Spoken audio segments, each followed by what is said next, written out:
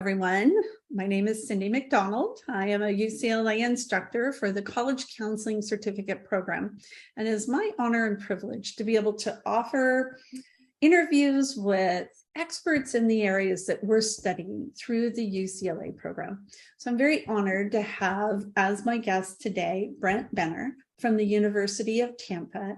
And Brent is the Associate Vice President of Enrollment Management. Welcome, Brent. I'm glad to have you. Well, thanks, Cyndy. Thanks for having me. I really appreciate it. So that's a mouthful. So tell us a little bit about your background, and then I'm going to have you talk about what that role is that you have now. But how did you get there? Where were you before? What brought you to this point? Yeah, I know a couple other people who've taken my path, but it is kind of a rare one. I didn't really start in college admissions until 2002. And I started out in higher education at Northern Illinois University. I was a staff psychologist there and taught at the university. But I really wanted to get into the business world at that point in my life, which I did. And I worked for a very large recruiting firm because basically when you recruit, you talent scout for companies is what you do. You serve as their talent scout. And I had a very, very narrow focus. I did namely directors of engineering. And then a long story, but I became involved in the professional sports business where I career coached pro athletes. So what I would do is I would help athletes. There were very few distance education programs at the time. Really, the only accredited one was the Lion Hawk program. I'm going back to late 80s, early 90s. It was a joint program between University of Iowa and Penn State. And it was very successful at helping, particularly a lot of my NFL players and NBA players wrap up degrees. But I really worked more in the trenches with careers of athletes. I would help athletes get internships in the off season when their leverage was high, when they were well known. They were able to get really good internships in related field. And then I would help athletes when they would blow out their elbow, shoulder, knee, depending on the sport. And I did a lot of work for the players associations. And then the travel got just to be horrific. And I had 4 kids at the time. This was like in 2005. So I started interviewing for athletic director jobs. And I fell into an admissions. I got talked into interviewing for a director of admissions job at Illinois Institute of Technology, where this crazy guy named John Borowski, he's a VP at Marquette, VP for enrollment at Marquette. He hired me with no admissions experience. And he and I hit it off. He said, recruitment, how to run a business. I will teach you college admissions. And I was a willing student, and I learned from one of the best. So that's how I got here. And then I've been at Tampa for about 17 years at University of Tampa. So I've been at 2 very different universities, very focused technological engineering architecture university versus one that has 200 areas of study and has everything except engineering and architecture. So what drew you to Tampa from that, coming from the Illinois Institute of Technology? In 2005, I was getting a little bored and I wanted to make a move, and I didn't know much about, I knew very little, if anything. But I had performed work for the Tampa Bay Buccaneers in a boxing group here in Tampa. So I knew Tampa. And I asked these guys who were with the Buccaneers and professional boxing managers, I said, what do you know about the University of Tampa? And in a nutshell, they said, not much, but everything we know about it is really good. So I just did the research. I was very impressed when I came here, hit it off with the VP who hired me, Barbara Strickler, as well as the president. We've had the same president since 1994. And so I've had the privilege of working with Dr. Vaughn for going on my 18th year now. So tell us a little bit more about where is University of Tampa right now? What is unique about it? What's it doing? Yeah, we have very wild demographics compared to most universities. Only about 20% of our students are from Florida.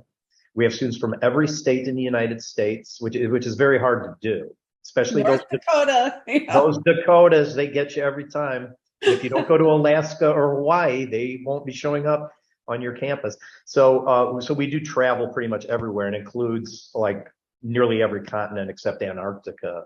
I mean, obviously the pandemic has had an effect on that, which I'm sure we're going to talk about, but we have students from about 130 different countries. So it's a really cool environment. And we're located right in the heart of downtown Tampa. I mean, you can see the city behind me, and that's the campus in the foreground. So very unusual to have a traditional campus feel, no big city streets running through campus, but yet we're right in the middle of the city. So it's pretty cool for students to be able to walk to internships during the school year. You don't have to wait till summer to do it. And so, so it's a pretty fun place in that regard. I learned something. A Brazilian student just told me some very interesting things about Brazil. So I learn something every day.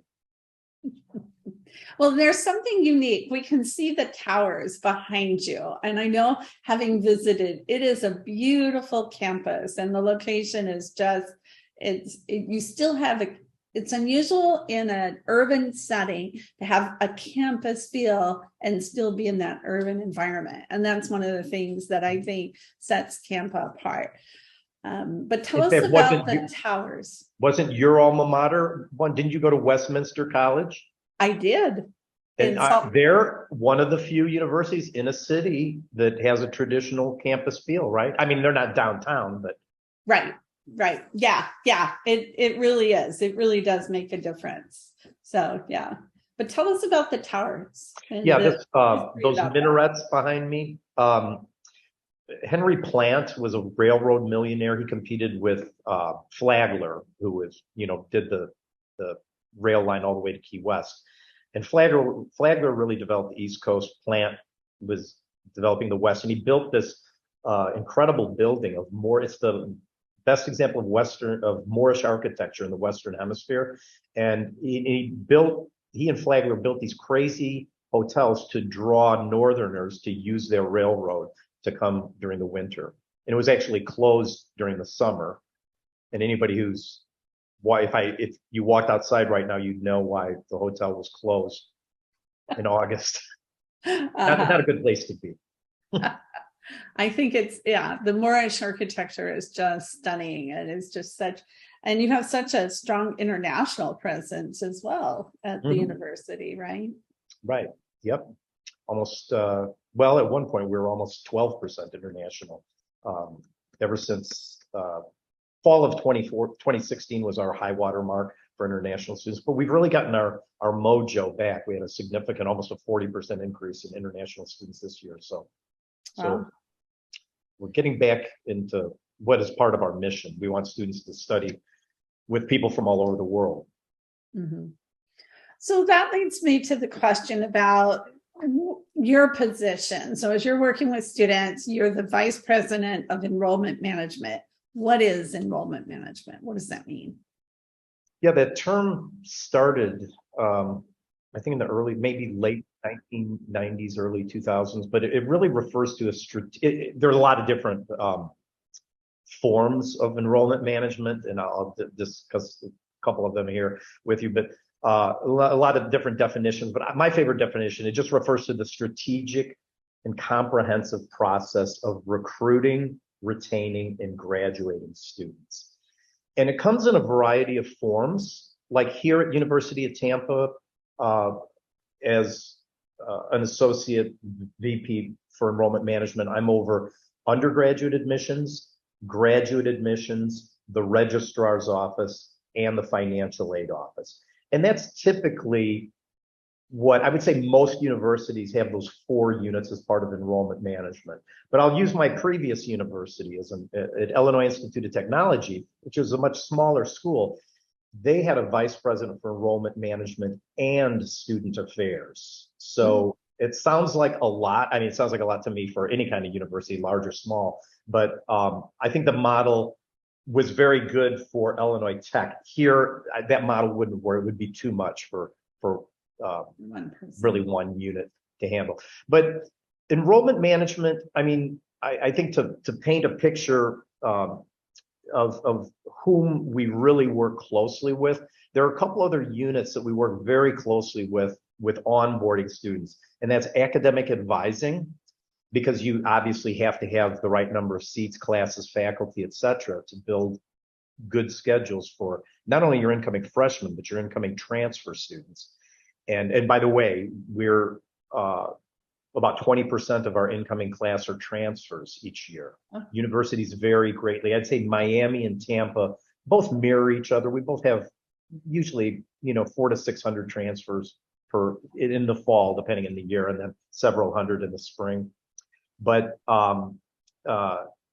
anyway, the enrollment management takes on a different flavor each place it goes. But I would say at Tampa, work very closely with academic advising, and as most universities, with residents' life, because housing is often a commodity, particularly at city campuses like ours. And you have to make sure you have the right number of beds available for incoming freshmen and transfers. So that's kind of what enrollment management is. Well, I think the thing that strikes me about that is that it covers, it's not just, well, let's get the students there. It's not just recruitment of an incoming class.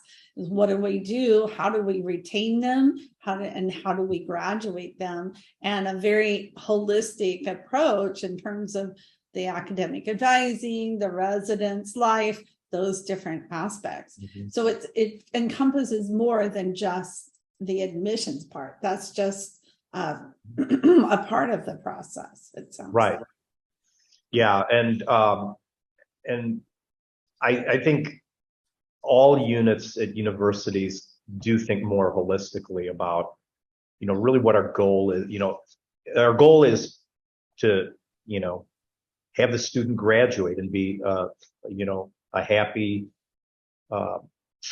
contributing member of society. So I think keeping our eye on that ball is very important. For example, things like retention, a lot of times admissions folk think, oh, that's not my problem, retention, or what can I do about it? I can't do anything once I get here. But really setting them up, we found that to use an example of how enrollment management can affect retention, we had 2 retention analysts come on our campus, and they both found the same thing, that homesickness was the #1 reason students leave University of Tampa. Because again, getting back to our demographics, what's unusual about Tampa is our average U.S. student studies here. I think this year it's something like 985 miles from home. That's a long way from home. Going to college 200 miles from home, very different than 1,000. So we work that into our presentation. I'm not saying we try to scare away kids who are prone to homesickness, but we get them to think through during our open houses, if you just do a regular visit, we talk about homesickness is the #1 reason students leave. So students can start thinking through that process of, okay, I'm studying 1,000 miles from home. I may not be coming home for Thanksgiving. I may be staying on my campus for spring break. That sounds pretty cool. All these practical things that maybe a high school student and their parents aren't really thinking through. And really the lifestyle people experience, that students are very interested in lifestyle now. It's more than, I know you and I had this discussion before, Cyndy, about that. The one student said, I'm not really interested in a major or a campus. I'm interested in a lifestyle. And it is important to be accurate about the life. I mean, University of Utah, your lifestyle is an awesome one, but very different than if you went to NYU. Your lifestyle would be very different. And I think as universities, it behooves us to really clarify that.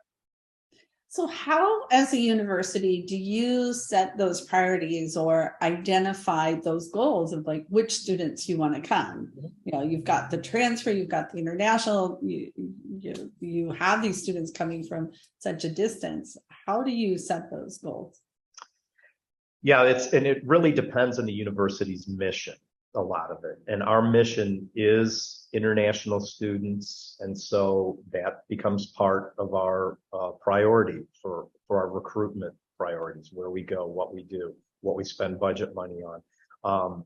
And, it's important. The president wants students from every state. So we have to do that. So usually the president is dictating the enrollment goals depending on the university's mission.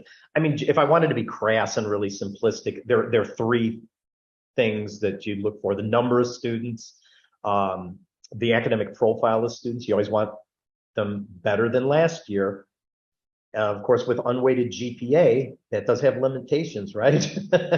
But and then discount rate. Universities that are run like businesses are really the best universities because they keep their business in mind, which is the student is their business.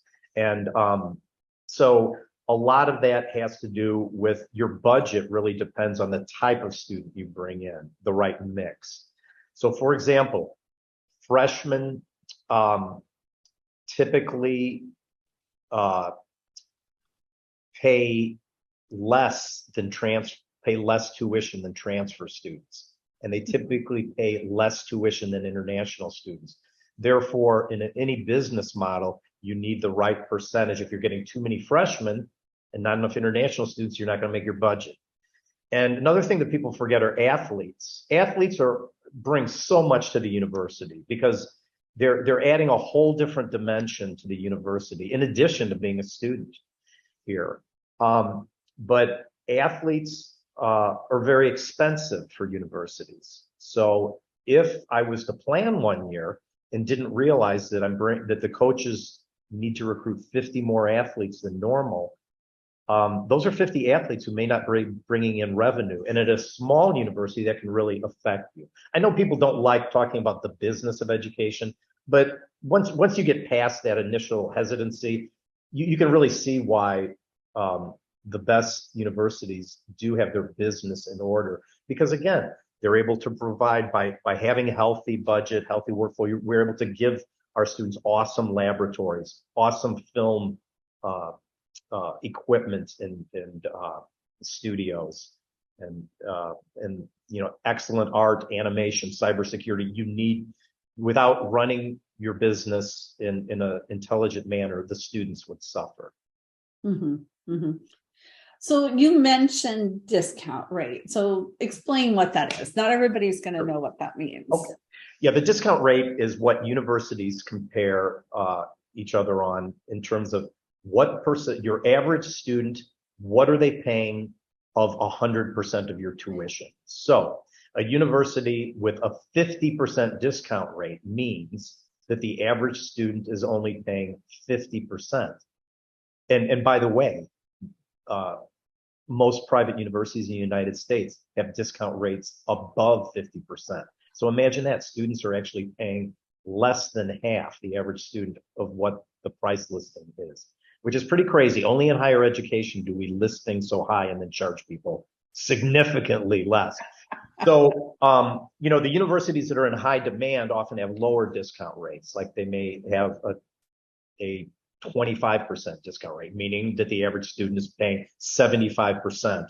So, depending on the universities that are in more demand, obviously, can generate more revenue per student anyway. So that's kind of how it works. And there's a lot that goes into discount rate. If you don't do things to offset it, you could have a very homogeneous class of, rich students, maybe all from the same ethnicity. So to have diversity, you've got to be very careful with your discount rate and be strategic in how you disseminate financial aid amongst students, which is a whole nother aspect. You could talk about that process is called financial aid leveraging, where you use financial aid to leverage the look of your class. I mean, of course, Cyndy, you could have a complete session on that alone. Yes. And we've done that with another college professional, and she's actually gone into Slate and not shown the financial aid leveraging, but shown how Slate's used in different in the recruitment. So another term, Brent, that you'll hear is need blind and need aware. So what's the difference? And some will say in conjunction with the need blind, we're 100% loan free. So we hear all these different terms out there.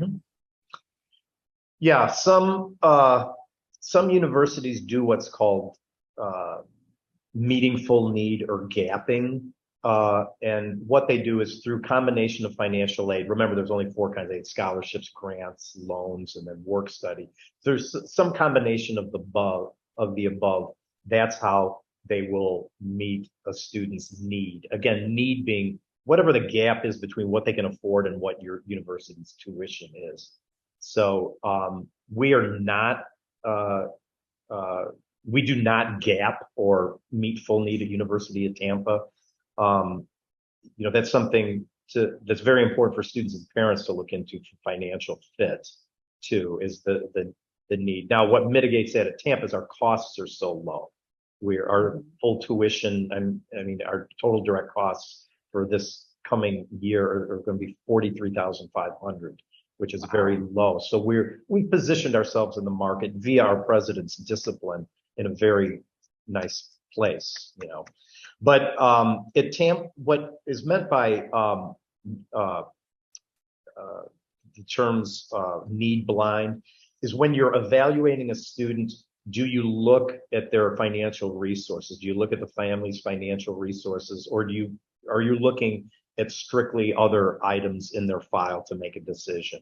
Historically, Tampa has been, there's advantages and disadvantages, because if you're need blind, you're not going to know if somebody's wealthy, or you're not going to know if somebody's like really in need, really has need. So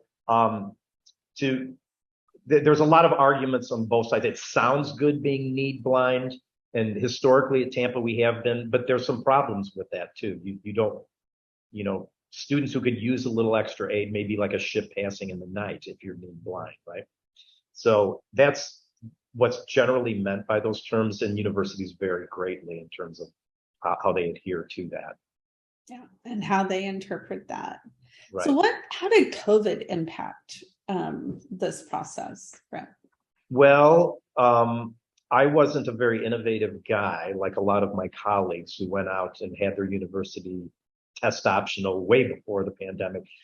The pandemic forced my hand to implement test optional, and the university, like a lot of universities, there's a group of faculty that oversee the work. We have shared governance, or at least the theory of shared governance at universities, which means, the faculty and administrators both make decisions together. And so I do have a committee of faculty that oversees my work, but they were very excited about test optional and totally for it. They thought it would be a very positive thing, and they saw that it could help in a lot of other areas too. So I was really fortunate I have very few faculty push back at me regarding test optional. So we implemented it really, during the pandemic, when it became evident that students would not be able to sit for tests. And because we get students from all over, what's kind of crazy is about 34 to 36% of our students each year come to Tampa sight unseen. They never tour our campus. So we've always had a pretty good, I don't know if we're ever A level, but at least B+ level video presence. And we always did virtual events, like virtual admitted student receptions for our international students and students that come from afar. So we were pretty fortunate that we already had a pretty good virtual game going on. So the transition was pretty seamless, but a lot of universities had a steep learning curve to go through in terms of virtual events. So that's what I think the virtual events we found made certain things more accessible too. We had a really cool event called Science Day that we had to limit about 110 students. But basically, we got the students who would fly into our campus and their parents would pay for hotel rooms. So we weren't getting a very diverse socioeconomic group of science students who would come into that. And what was really cool is when we went to virtual Science Day, we saw how it really spread the wealth amongst kids that could never come here. We're able to really see what we do. It was very difficult for us to do virtual Science Day. The amount of video and things we had to get in the can were incredible. But like many universities, we saw how, wow, virtual events can really serve in a different purpose. The campus tours became very elusive, although in Florida, we were one of the few states open for business. But even in Florida, we had to limit campus tours. Thus, I think the videos that universities put on their websites and have for their individual programs and the virtual tours really had to improve for all of us colleges and universities meeting the needs of students during the pandemic. And then, of course, travel became impossible. I mean, international travel was out of the question. Even domestic travel pretty much was offline there for a year. So, those are the main things. I think maybe student expectations changed dramatically too during the pandemic. I was just trying to think of what was kind of going on out there that I may have forgotten about. And I think it was the student expectations. I think some students are very clear what they want. Some know that they definitely do not want an online education. And others, really kind of like that. They like that mix. I think science students unequivocally do not like, it's not what they're about. And there's certain other areas, like film, maybe. I think it's important to be pretty hands-on and out there with film. But like my youngest kid was a cybersecurity major during the last year of the pandemic, and it hardly affected her curriculum at all. So, but if she was a science kid or musical theater, I think that would have affected her. So yeah, it was very disruptive, no question. Yeah. So do you see any of those things being permanent then? Like, and up the videos, more virtual events? I know a lot of the counselors, because they couldn't travel, they had virtual affairs at the high schools. So are some of those going to become permanent? Yes, we've seen some of our virtual events still do pretty well, like certain tutorials that we do and other like virtual admitted student receptions. But virtual college fairs were very hit. All of a sudden, the Zoom fatigue, you could see it happening. And certain fairs like the NACACs, the giant national college fairs, the virtual ones were really pathetic is the best way of putting it. Yeah. So, and I think it depended on when you hit it during the pandemic. Like, certain things were very good early, certain things weren't so good early, but were later. But I think the permanent things, I think clearly the student learning implications are going to be with us for a long time. And I think there's going to be a ton of excellent cognitive and psychological research done on that. For better or worse, how it's just affected everybody, K through 12, let alone universities. But I think the virtual events are still here to say the good ones. Test optional is an interesting one because I want test optional to be, I see the beauty and the value of test optional. And most of my colleagues in, not here at Tampa, but nationwide, think that the barn door is open and test optional and you're never going to get them back in. But there is one thing that worries me. And there's some recent research out by, he's the head data analyst at ACT on grade inflation. And there's been some horrific things just going on in grade inflation the last 10 years. But the pandemic has accelerated it dramatically. And the problem I see where test optional could rear its head again is we look at unweighted GPA. And so we convert everything to a 4.0 scale. But as everybody compresses up against 4.0, how do I distinguish these students from each other? Now, we do have metrics that we use, dual enrollment, IB, AP, ACE, but not all schools offer those. And that's putting some of the students at a particular disadvantage. And many schools have kind of had a backlash against AP, especially a lot of the independent schools in the United States, because they think the same reason colleges like it, because the curriculum is very set, are the same reasons that really good high school teachers don't like them, because they want to branch outside of the constraints of the AP curriculum. But I do worry about when, if all the students have between a 3.6 and 4.0 GPA unweighted, how are we going to tell these students apart? So that would open up the door for standardized testing again. That's interesting. That's interesting. So what about like early action or early decision? Those are tools that have been used in enrollment management. And we saw a big proliferation of those dates, especially in early action during COVID. So how are those used to help manage this process? Well, you can admit a lot of your class earlier that way, and admit a greater percentage of your class earlier. And there are a lot of data analytics going on right now everywhere. Hello, everywhere, but in enrollment management in particular, there's a lot of data analytics going on in that regard. And I think that's what we're looking at to solve some of these issues. So are there any other new or innovative tools that you see coming that haven't been, that because of these data analytics or things like that are being considered or haven't been tried yet? Are there things that people well, there's been many people are aware, many aren't, that there's a new CRM or type of software called Slate that is used by the majority of universities in the United States, and it's really life-changing. It is good for the student and good for the university. So that's been a big one. Almost all universities use some type of financial aid software to leverage financial aid and to just disseminate it in some type of systematic way.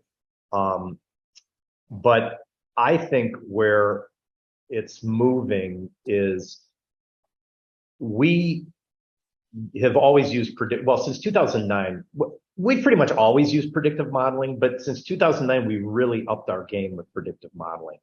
And, I'm a bit of a math geek, so I don't want to get too into the weeds with people, but many universities have used the classic regression analysis type of predictive model, but we moved to a machine learning model, which is almost impossible to understand. I mean, literally, because of the amount of variables involved, and it changes constantly. So by nature of it, you can't understand really what's going into your machine learning predictive model. We've just seen an incredible proliferation of interest in our university and of applications by utilizing our predictive model to students similar to students who've already graduated from UT. So that's what people do. They look at the data on students who've successfully graduated, and they try to run that up against this data. And there's a lot of data out there on high school students. And data mining in general is getting more and more sophisticated. I mean, really each month, let alone year. So I think that all universities are going to move towards better data mining, particularly for graduate programs too. It's hard to find out who those graduate students are, but you can do it if you use the right techniques. But I think we're going to see, you use artificial intelligence. I don't really know how universities are going to do that, but I see the utilization of artificial intelligence increasing. I think, universities just are looking at a lot of, this is scary to like a parent, I think, or to a student, and to many counselors, that they're looking at these data points on these students and making decisions whether to send them something, whether to invite them to something. I think there's a fear that the rich are going to get richer and the poor are going to get poorer. Mm-hmm. I think the lesson is it is good for students to get their name out there. If you don't get your name out there, you're not going to get any offers, and universities aren't going to know about you or want to know about you. So, so on the one hand, I think students don't like people following them, but this generation is much more comfortable with that than previous generations, for sure. Yeah, Generation Z is, they've grown up with that, and that's kind of part of their, they've always had that, so it's not anything unusual. So how do students get their names out there, though? Especially, we're going back to the test optional. If they're not, I don't know how many students are really going to be taking the PSATs in the future, because if they're not needing to take the SAT, why take the PSAT? And the PSAT is a big source of getting students. So how are they going to get their names out there in the future? I think what students should do is, and plus they're good tools anyway, is utilize college search sites. Okay. There are many of them out there, of course, like Princeton Review. I mean, many schools have Naviance in their school system, which Naviance, is a very powerful tool built in, where students can really tailor their own search. And many schools have what has emerged as a Naviance competitor, Score. I'm not sure if you're aware of Score. And by the way, the Coalition app is on Score now. So in any of the Coalition schools, their application is on Score. So I don't know. I would recommend like CapEx, College Greenlight, any of these, Princeton Review. By getting their names on any of those or registering in any of those sites, universities will find them. Okay. And maybe use multiple ones. There's one. College Express is another one. There's one we use. I apologize for, I'm blocking on the software we use for uploading auditions and files from art. Any of your talent-based majors. Okay. There's a platform that we use that every university uses, or many universities uses, who get high volumes of performing art students, and they pretty much have to use that site to upload their material. But I'm blocking in the name of it. I apologize. Yeah, isn't it? I know which one you're referring to, because I think they use it on the Common App too. I'll look it up and I'll post it. Yeah. I don't remember what it's called either, but right. I'm doing a great job of providing students in your class with information here. Well, I'll put it in the show notes. So what else would you like counselors, as we're concluding here? What should counselors and advisors know about your side of the desk, Brent?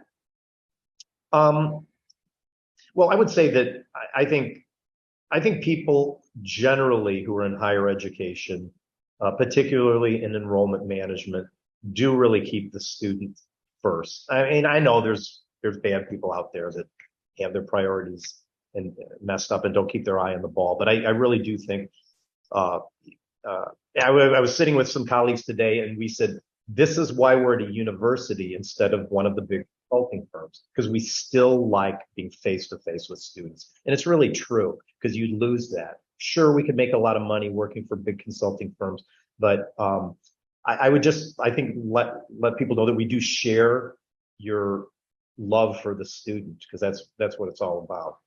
And I also would like people to know that that administrators vary, enrollment administrators vary in terms of how much they like taking personal calls or personal emails from independent consultants and high school counselors. But most of us do. You've got to remember what my job entails. I'm looking at a computer for a lot of the day. Yeah, I do public speaking for now and then, et cetera, but I'm really utilizing mathematical tools and I'm looking at files. I read thousands of student files.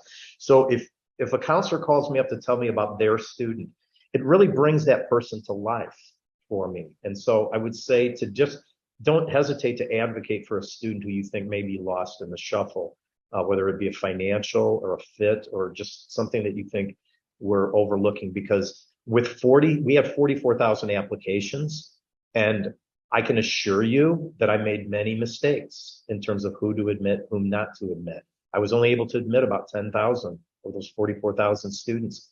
And do you think I made some mistakes? You can count on it. But but that's one thing that I think the value of counselors on the front lines is, these students and our institutions, and better than I who would be a good fit. Even though I work here, like you've been on my campus, Cyndy, and that student. So your advice is precious and worth something. So I would say don't minimize the value of your voice as a counselor.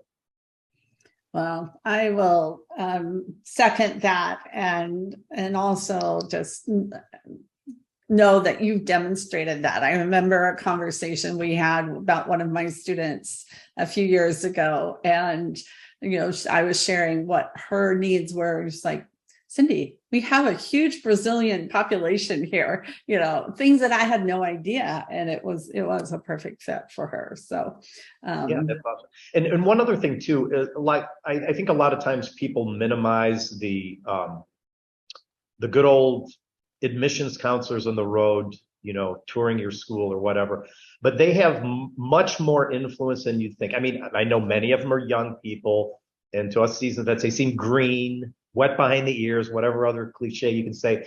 But when these counselors come to me and they say, Brent, I met this kid, this is a good fit, I always will admit that kid.